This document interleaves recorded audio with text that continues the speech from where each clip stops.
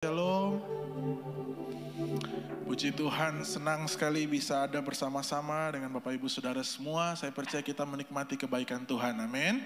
Bilang kiri kanan, katakan Tuhan Yesus memberkatimu. Yaitu berkat yang terbesar kita punya di dalam Tuhan, Bapak Ibu. Mari kita akan terus merenungkan firman Tuhan sepanjang bulan ini. Dari pusat, Saudara Ibu Gembala melepaskan pewahyuan profetik buat kita gereja Tuhan ya, yang semua terpusat di gereja Betani Wania Plaza, Bapak Ibu, bahwa dalam kita memasuki akhir tahun dan kemudian tahun 2024, masa yang dinanti-nantikan juga buat bangsa kita, Saudara, pemilihan umum di bulan Februari nanti, dan sekarang lagi semarak, Saudara, semua lagi sementara mengkampanyekan dirinya. Mari Bapak Ibu, dalam situasi-situasi yang tidak menentu, ya Bapak Ibu yang mengikuti perkembangan perang yang terjadi dengan Israel dan Hamas, Saudara, hari-hari ini Bapak Ibu mari lihat bahwa segala sesuatu menjadi tidak pasti, Saudara ya. Goncangan di mana-mana, eskalasi. Kemarin Presiden sudah memberikan peringatan bahwa akan ada eskalasi lagi di harga BBM. Bapak Ibu mari lihat bahwa semua sementara terjadi. Masa-masa akhir ya, kesulitan, kekurangan, tantangan, deru perang, ya panas, Saudara, cuaca lagi panas ekstrim beberapa minggu bulan terakhir ini. Mari jangan hanya lalu begitu saja, Saudara, tidak bisa melihat, peka untuk melihat perubahan zaman ini, Bapak Ibu. Ya, untuk itu firman dilepaskan di awal bulan Oktober berkata bahwa kita punya gembala yang baik. Sama-sama berkata amin. Kita punya Tuhan yang sangat baik, di mana Daud berkata kalau dia punya gembala yang baik itu dia takkan kekurangan. Amin. Saya percaya dari minggu pertama dan minggu lalu Saudara terus merenungkan bahwa kita pribadi-pribadi yang sangat Tuhan kasihi, Saudara. Tuhan lepaskan semua yang terbaik buat kita karena dia gembala yang baik. Kalau saya bisa merangkum kata gembala yang baik di Yohanes pasal 10, Saudara, saya nggak perlu ulang lagi karena saya percaya 2 minggu kemarin sudah dibahas dengan panjang lebar, Saudara, bahwa ada 4 kata yang diperkenalkan Tuhan buat setiap kita.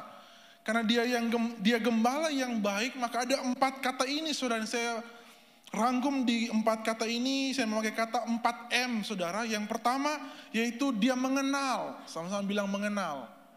Dia Tuhan yang sangat mengenal kita. Saya percaya Ibu Pendeta Nini sudah bahas dengan panjang minggu lalu, Saudara, bahwa itulah Tuhan yang kenal kita secara dalam, secara utuh, secara lengkap. Lebih daripada manusia bisa kenal kita, Saudara ya. Itu Tuhan kita. Selain dia mengenal, yang kedua, M kedua, dia menuntun. Daud berkata dia membawa kita ke padang rumput yang hijau, dia baringkan kita di sana. Dia bawa kita ke air yang tenang, dia segarkan jiwa kita, dia suka menuntun, Bapak Ibu. Yang ketiga, yang ketiga dia menyediakan. Ya, makanya di Matius pasal 6 Yesus berkata jangan khawatir untuk apa yang kamu makan, kamu minum, kamu pakai. Semua itu dicari bangsa-bangsa yang tidak mengenal Allah. Tetapi kamu yang mana? Kamu kita yang mengenal Tuhan. Kita berkata Bapa tahu semua yang kita butuhkan. Dia menyediakan apa yang kita perlukan. Amin. Dia menyediakan, Saudara. Yang keempat, M terakhir, yang keempat adalah dia melindungi. Gembala yang terus ada di depan, berjalan di depan ya, menuntun dari depan, tapi dia juga gembala yang melindungi, mengorbankan nyawanya buat domba-dombanya. Waktu ada musuh, serigala, singa, Yesus menggambarkan dia ada di depan, mengorbankan nyawanya buat setiap kita. Sehingga hari ini kita terima kemenangan yang bukan lagi kita yang berjuang. Amin. Dia yang sediakan kemenangan itu buat kita. Mari Bapak Ibu, hari ini kita akan spesifik belajar karena waktu kita mau mendapatkan tuntunan dari Tuhan, gembala yang baik, sering jadi pertanyaan bahwa bagaimana cara Tuhan menuntun? Itu jadi pertanyaan kebanyakan orang, sebagian besar orang, Tuhan, Bapak Ibu, setiap kita sering bertanya, bagaimana cara Tuhan menuntun kita? Nah, mari kita buka bersama-sama dari Mazmur pasal 32. Saya berdoa saudara bisa mendapatkan sesuatu yang baru pagi hari ini. Mazmur pasal 32, kita baca ayat 8 sampai ayat yang ke-11, Bapak Ibu, 4 ayat pagi hari ini buat setiap kita. Mazmur pasal 32, ayat 8 sampai ayat yang 11. 4 ayat untuk kita belajar bagaimana cara Tuhan menuntun, Bapak Ibu ya. Mazmur 32, 8 sampai 11 kita baca bersama-sama, 2, 3.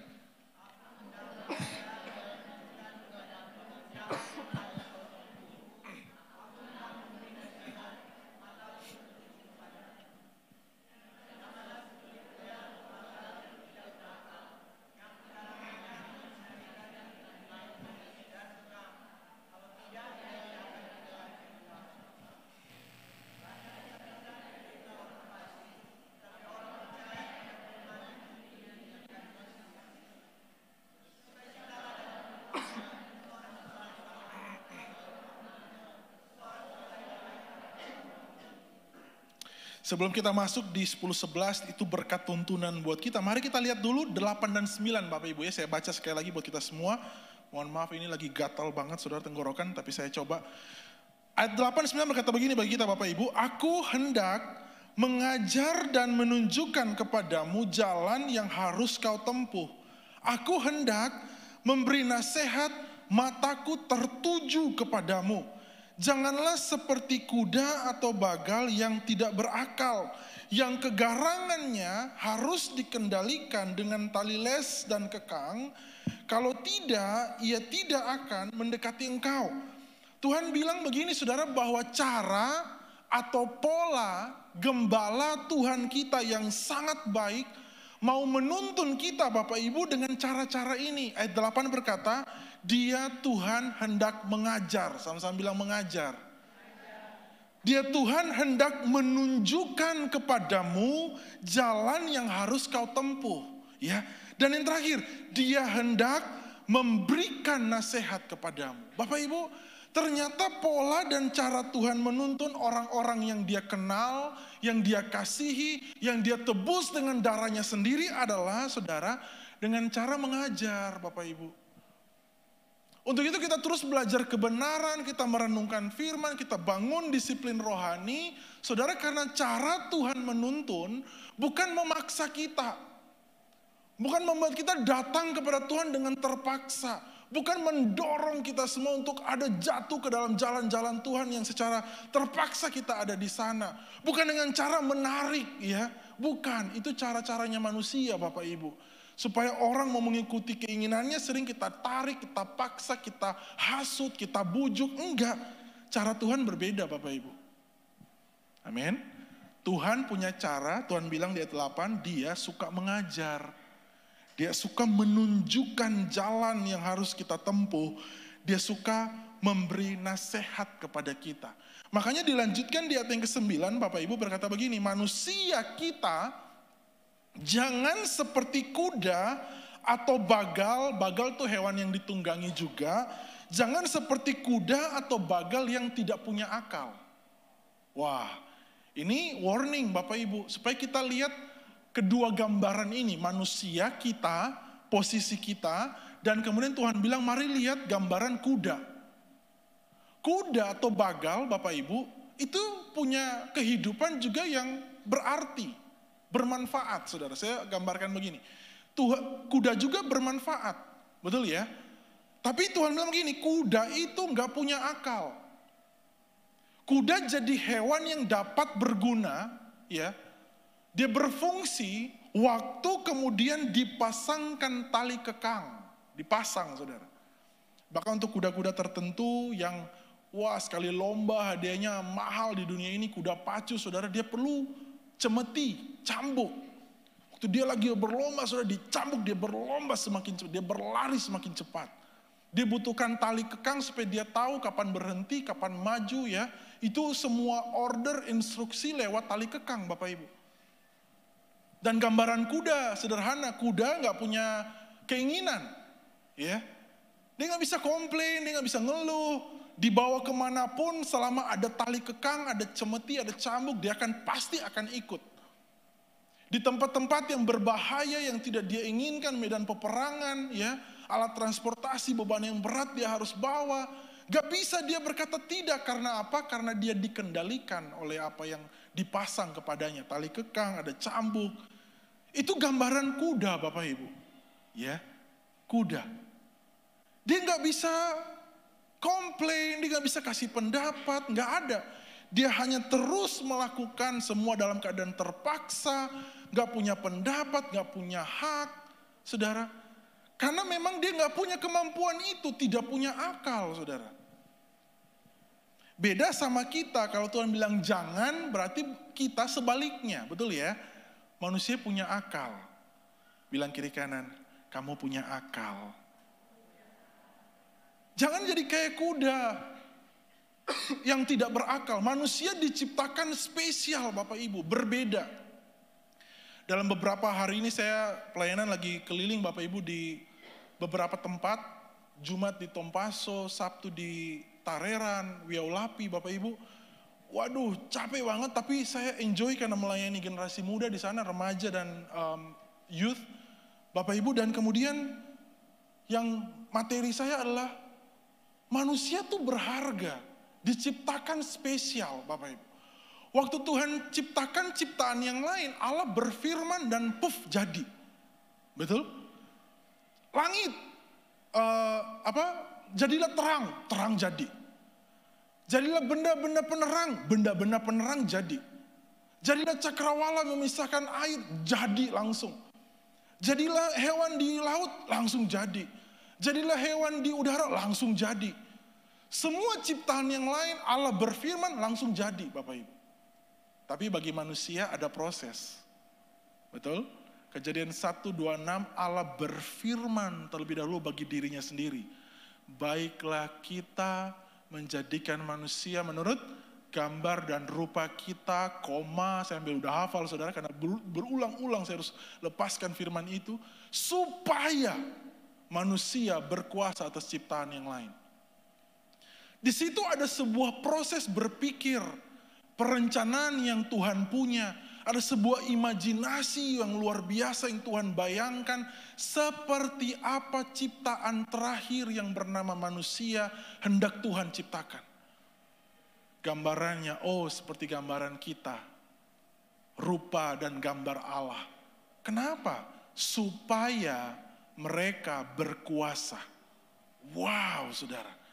Makanya manusia tuh spesial banget Bapak Ibu.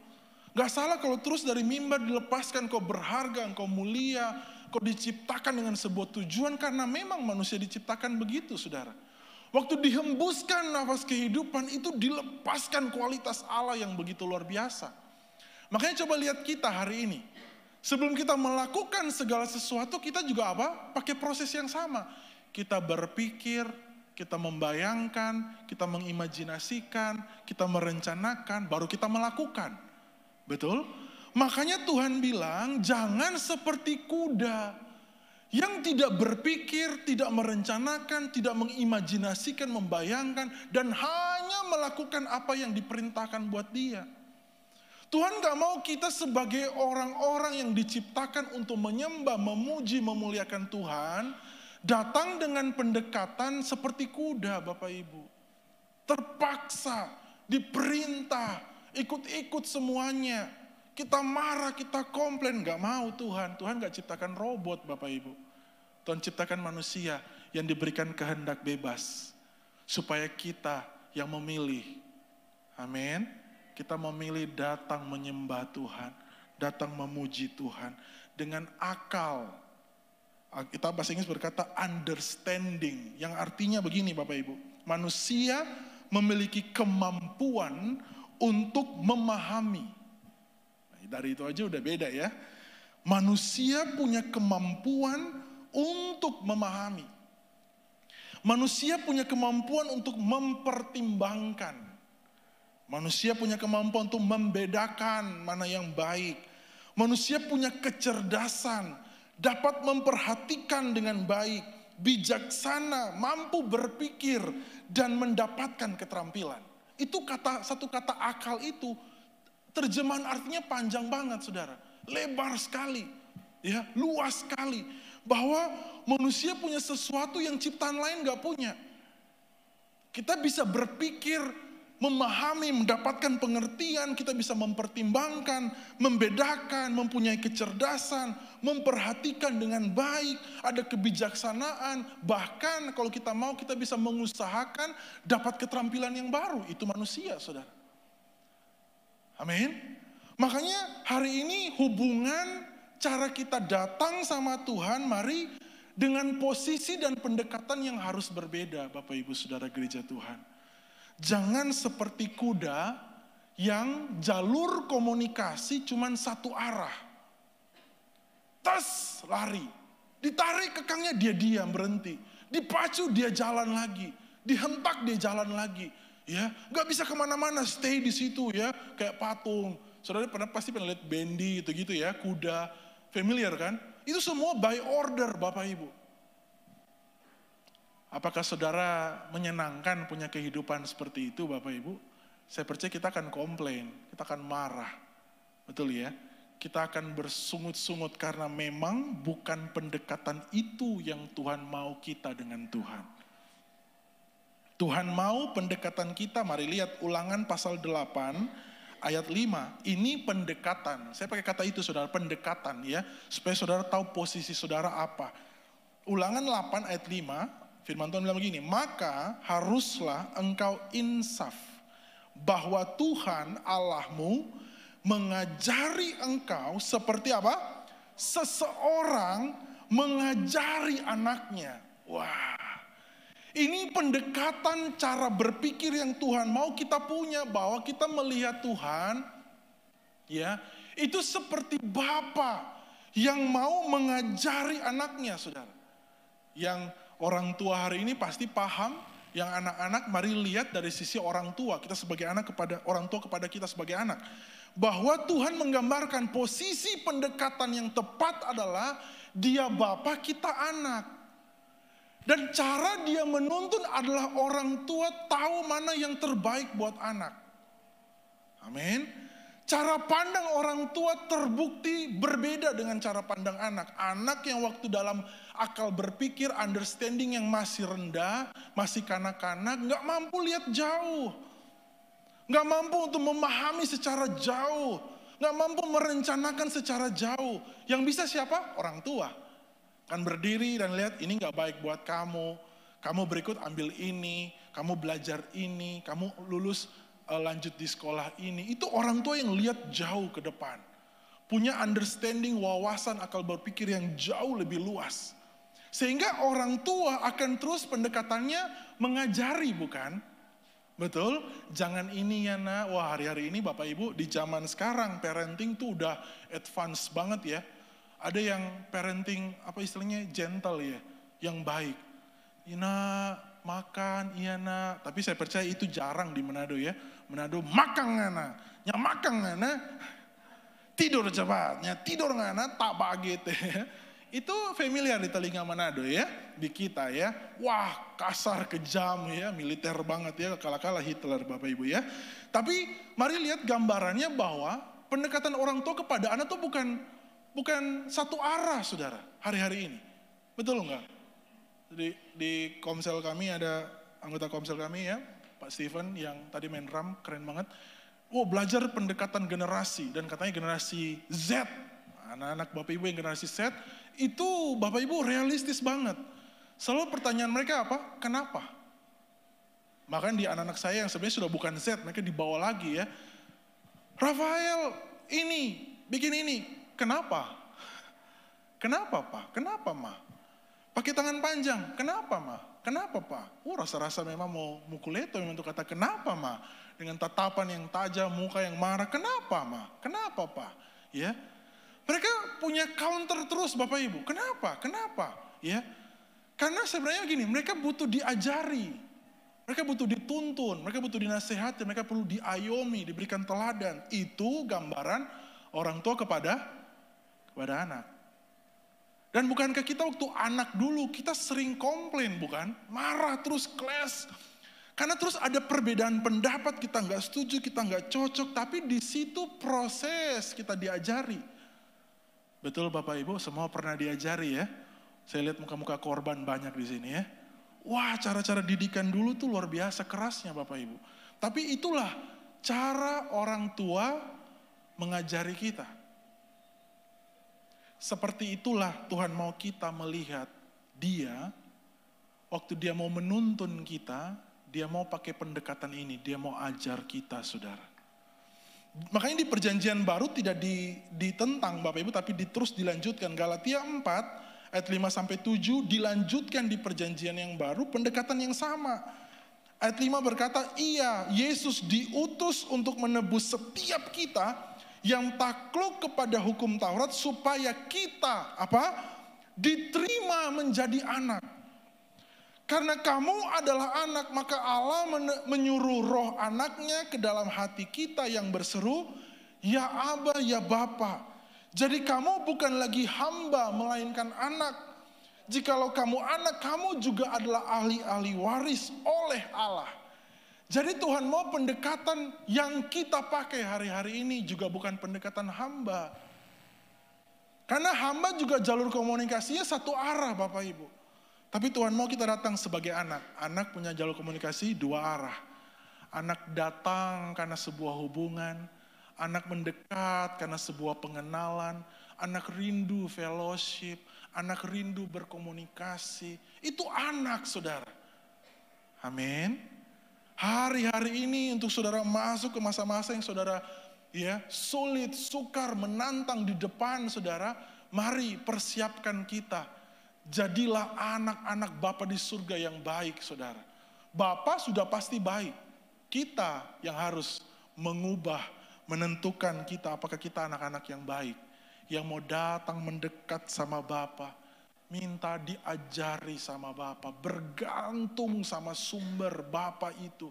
Kita nggak bisa jalan hidup tanpa Bapa. Semua tentang pilihan kita, amin. Makanya dengan akal understanding yang Tuhan berikan buat manusia, mari mulailah berpikir kebutuhanmu. Bahwa kebutuhan terbesar kita bukan uang, saudara. Walaupun kita butuh segalanya dengan uang. Tapi kebutuhan terbesar manusia, tubuh, jiwa, dan roh adalah keberadaan Tuhan, pencipta kita. Itu kebutuhan kita. Mari pahami itu, mengerti itu, dan datang sama Tuhan. Minta tuntunan Tuhan. Minta Tuhan mengajari kita. Nah, persoalannya adalah mengenai konsep anak, pendekatan anak. Saudara harus punya konsep yang utuh, Bapak Ibu. Ibrani 12 ayat 5-13 ada sebuah konsep yang jangan juga kita lupakan. Ibrani 12 ayat 5-13 Bapak Ibu. Coba kita lihat. Ayat 5. Dan sudah lupakah kamu akan nasihat yang berbicara kepada kamu seperti kepada anak-anak. Lihat disebutkan kembali kata itu saudara. Hai anakku, janganlah anggap enteng didikan Tuhan. Dan janganlah putus asa apabila engkau diperingatkannya. Karena Tuhan menghajar orang yang dikasihinya dan ia menyesah orang-orang yang diakuinya sebagai anak. Ayat 7. Jika kamu harus menanggung ganjaran, Allah memperlakukan kamu seperti anak. Di manakah terdapat anak yang tidak dihajar oleh ayahnya? Tetapi jikalau kamu bebas dari ganjaran yang harus diderita setiap orang, maka kamu bukanlah anak, tetapi anak-anak gampang. Selanjutnya, dari ayah kita yang sebenarnya kita beroleh ganjaran dan mereka kita hormati. Kalau demikian, bukankah kita harus lebih taat kepada Bapa segala roh, supaya kita boleh hidup? Sebab mereka, Bapa jasmani, mendidik kita dalam waktu yang pendek, sesuai dengan apa yang mereka anggap baik. Tetapi Dia Bapa di surga menghajar kita untuk kebaikan kita supaya kita beroleh bagian dalam kekudusannya. Memang tiap-tiap ganjaran pada waktu diberikan tidak mendatangkan sukacita, tetapi duka cita. Tetapi kemudian Ia menghasilkan buah kebenaran yang memberikan damai kepada mereka yang dilatih olehnya. Mari lihat konsep ini Bapak Ibu. Memang yang tadi di Galatia berkata itu menyenangkan sekali. Kita diterima sebagai anak, anak itu ahli waris. Dulu nggak ada bagian, sekarang kita memperoleh bagian di dalam Tuhan. Dulu kita yang dibahas minggu lalu, kita kawanan kandang yang lain.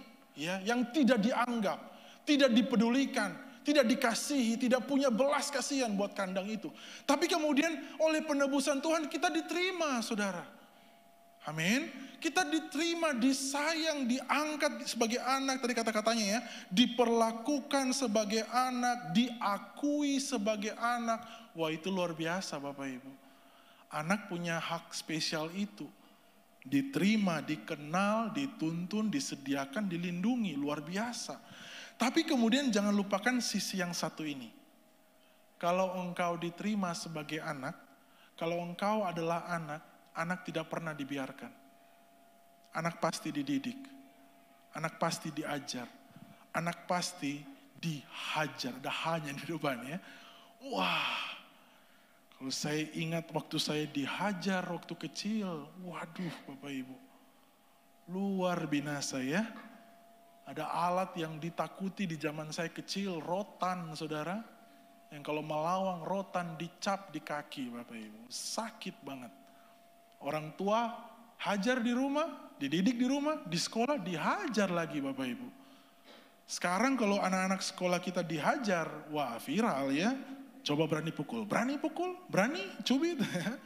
Wah anak-anak kita sekarang gak bisa dibuat apa-apa saudara.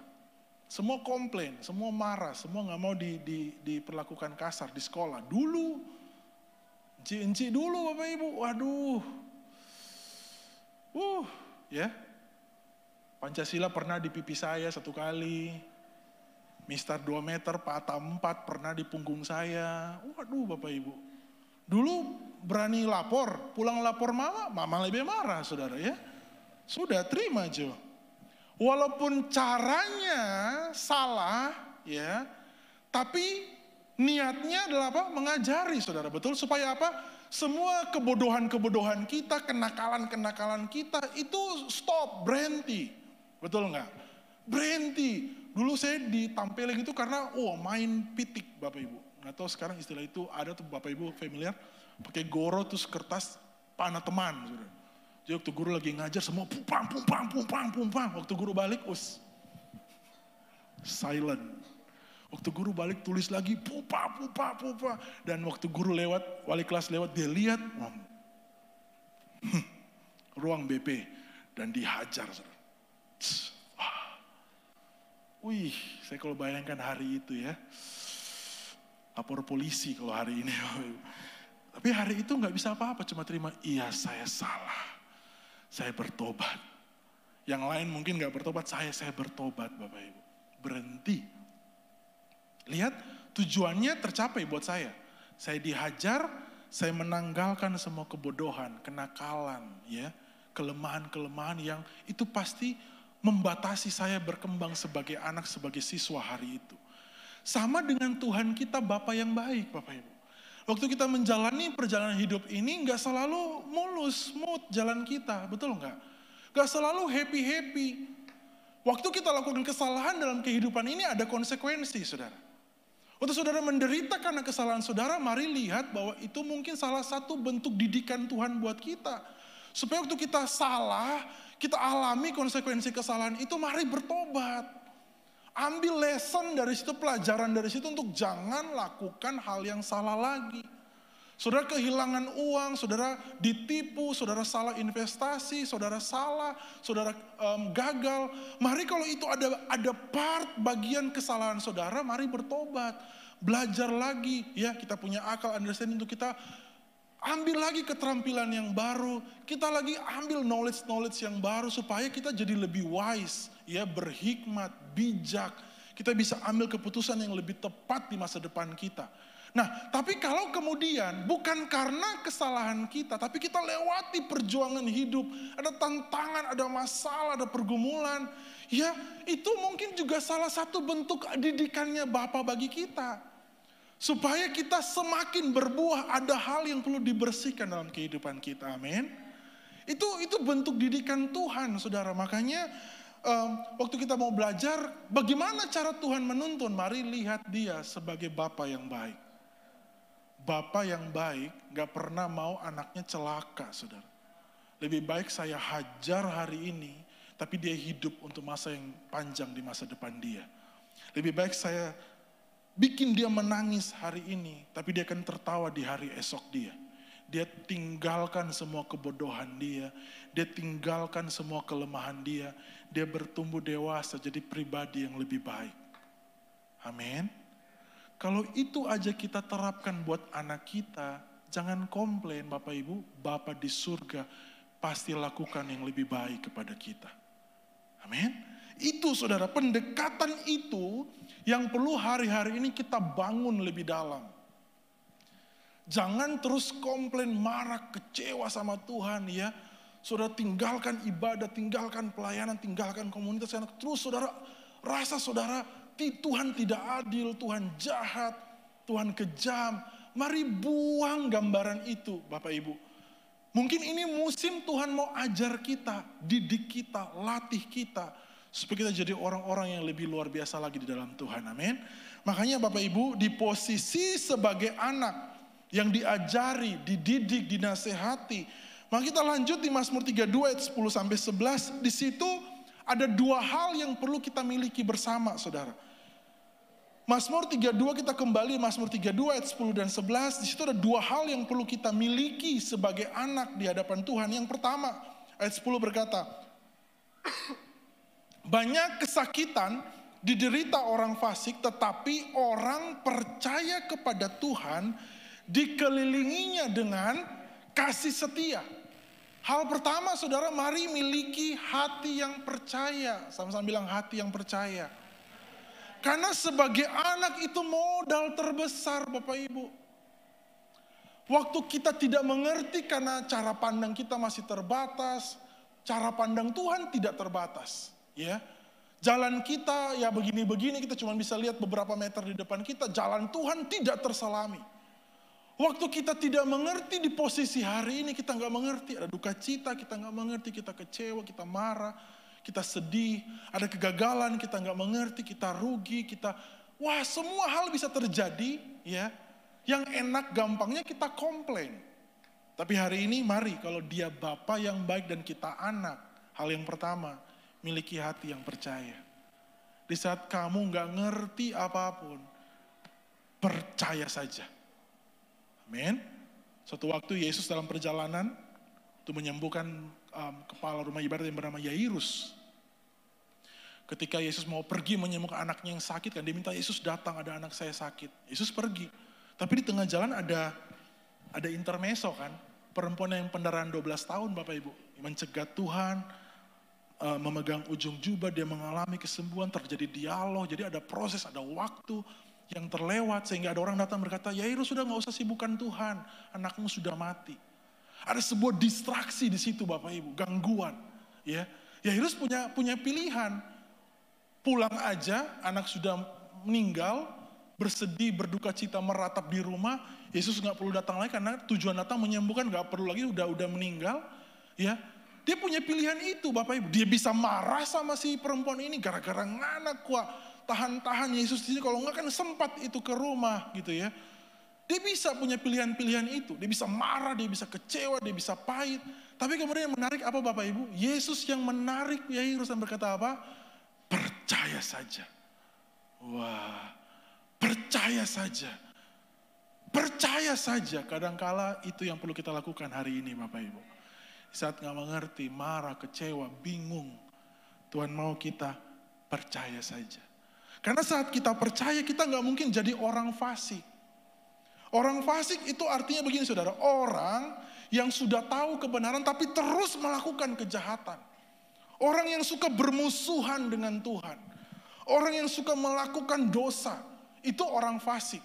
Jadi sudah diajar, dinasihati, dituntun, dididik, gak mau, gak percaya sama Tuhan. Ya, tidak mengindahkan Tuhan, melakukan apa yang dia mau. Kesalahan, dosa, bermusuhan sama Tuhan, itu orang fasik. Dan Mazmur berkata, orang fasik yang dia derita apa saudara? Yang diterima apa? Banyak kesakitan. Gak ada kebahagiaan, gak ada kesuksesan. Orang fasik cuma mendapatkan banyak apa? Kesakitan. Saudara mau mengalami itu? Saya gak mau Bapak Ibu.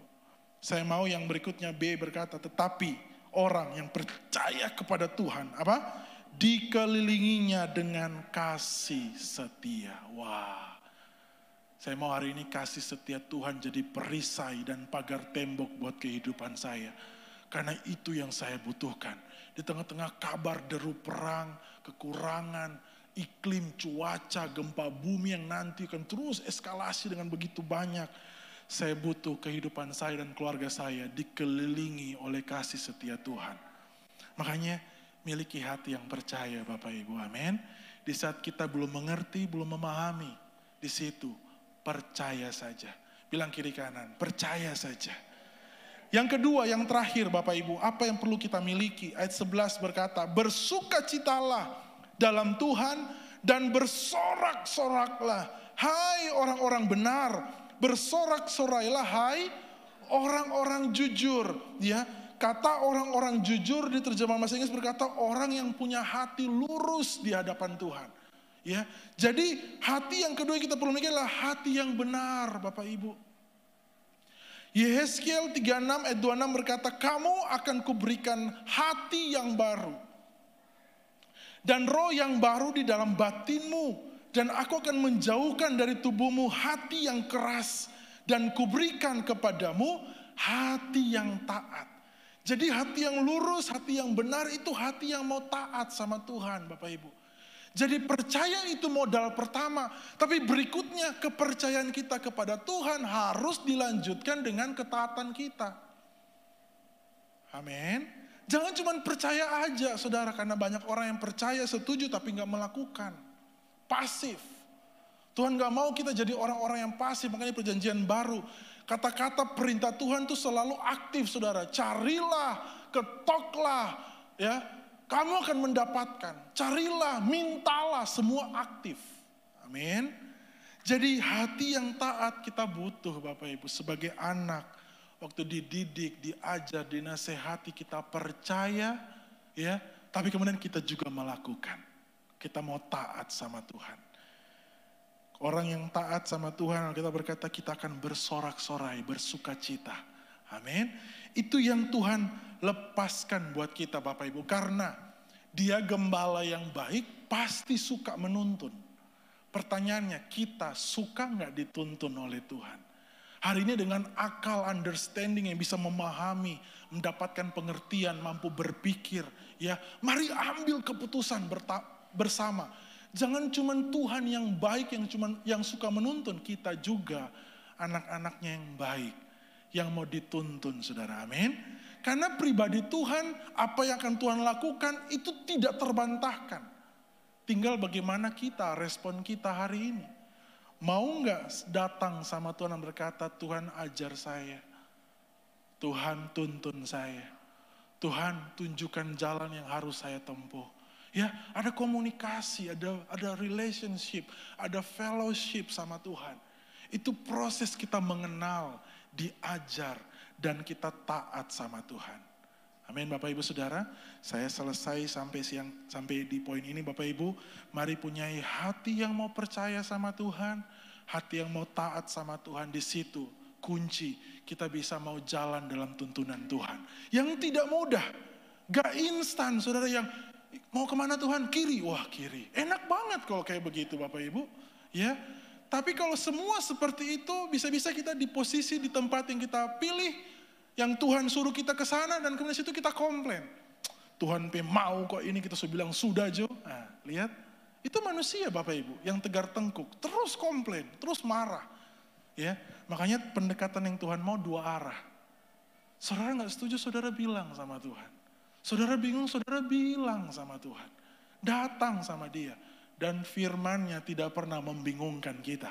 Firman-Nya penuh dengan kepastian buat setiap kita, amin. Bahwa at the end of our life, di jalan terakhir kehidupan kita, rancangan hari depan penuh dengan harapan. Bukan rancangan kecelakaan. Amin. Untuk itu, jalan, percaya saja. Taat saja. Di jalan-jalan itu, Dia Immanuel yang akan menggendong, menggandeng kita. Dan Dia pastikan kita tiba dengan selamat. Tuhan Yesus memberkati kita semua.